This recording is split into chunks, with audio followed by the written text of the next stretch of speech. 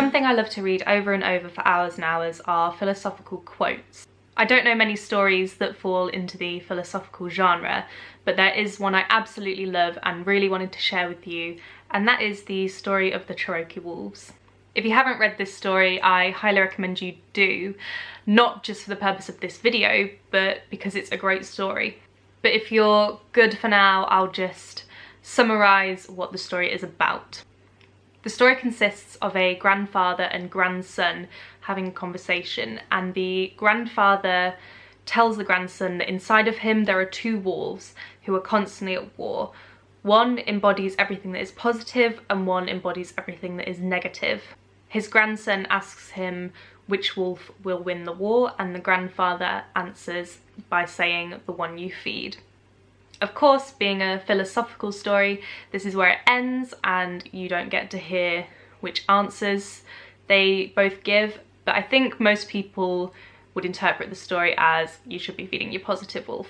This is how I first interpreted the story too, but as I've grown up with it and gone through different situations which I've related to the Cherokee Wolves, I've come up with a slightly different interpretation, and I thought it would be interesting to share that with you.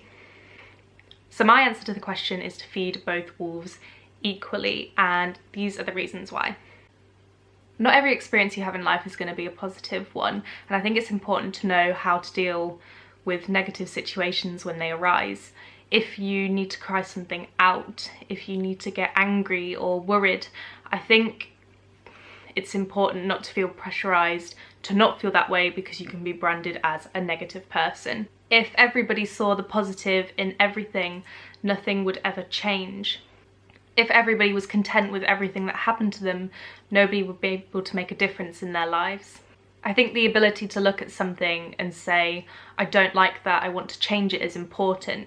And if you don't like something, you should be able to change it. And only when you can't change it should you maybe change your attitude. Besides, don't our faults make us who we are just as much as our talents? The light can't exist without the dark, and the dark can't exist without the light.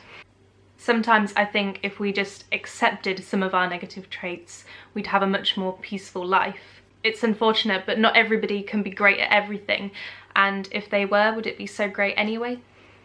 Especially in the context of social media, we're taught that we need to have picture-perfect lives and always be happy, but I think that pressure to be positive kind of turns itself into a negative anyway. I don't think many people would have interpreted this story as the negative wolf needs to be fed while the positive wolf is starved, but that leaves me with my final thought, which is, if it's evil to starve the good, can it really be good to starve the evil? I really hope you enjoyed this video. I wanted to try and do something different to the usual kind of booktube videos I see going around, and I thought this one would be interesting as well as a really great story to share with you all. Thank you so much for watching, and let me just say personally to you all, Happy New Year.